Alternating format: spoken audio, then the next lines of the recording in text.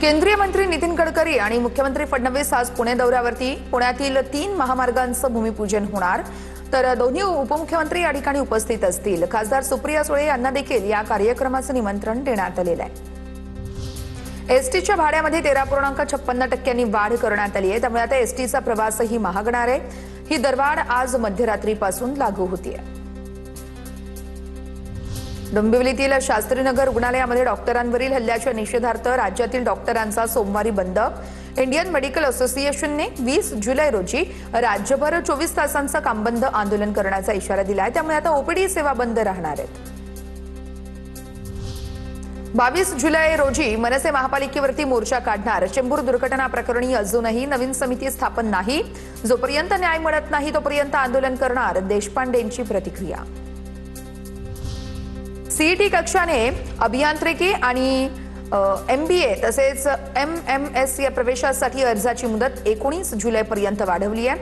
अंतिम गुणवत्ता यादी 27 जुलैला प्रसिद्ध होणार आहे। 2 ऑगस्टला पहिल्या फेरीतील जागा वाटप जाहीर होणार आहे। राज्यातील 20 जिल्ह्यांना पावसाचा येलो अलर्ट। पुणे, सातारा, नागपूर, अमरावती, बीड, लातूरमध्ये हलक्या ते मध्यम स्वरूपाचा पाऊस बरसण्याची शक्यता।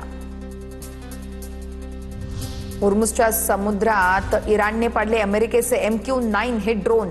या कारवाईनंतर होर्मुझच्या समुद्रधुनीतून जाणाऱ्या 2 मोठ्या ऑइल टँकर्सना भीषण आग। आंतरराष्ट्रीय बाजारात कच्च्या तेलाच्या किमतींमध्ये मोठी वाढ होण्याची शक्यता आहे।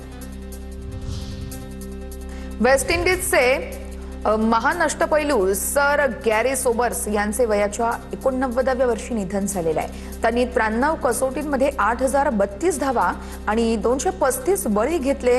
सोबर्स यांच्या निधनानं क्रिकेट विश्वानं एक महान दिग्गज नेता गमावलेला आहे। आता आपण बघूयात मुंबईसह उपनगरात काय घडतंय। मुंबई महापालिकेने 77 अनधिकृत शाळांविरोधात पोलिसांमध्ये गुन्हे दाखल केलेत।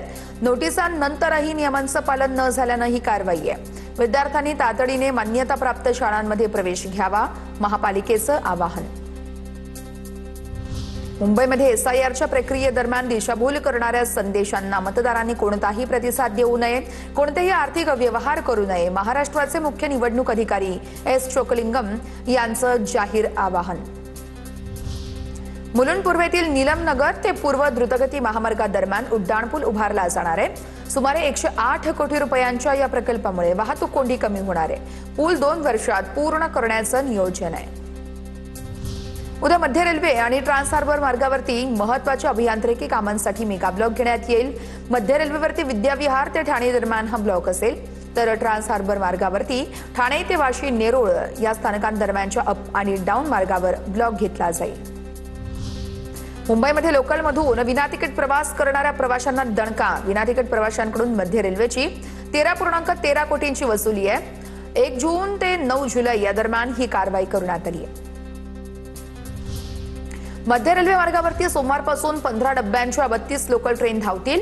मध्य रेल्वे मार्गावरील लोकलच्या फेऱ्यांमध्ये वाढ, गर्दीने त्रस्त लाखो प्रवाशांसाठी मोठा दिलासा।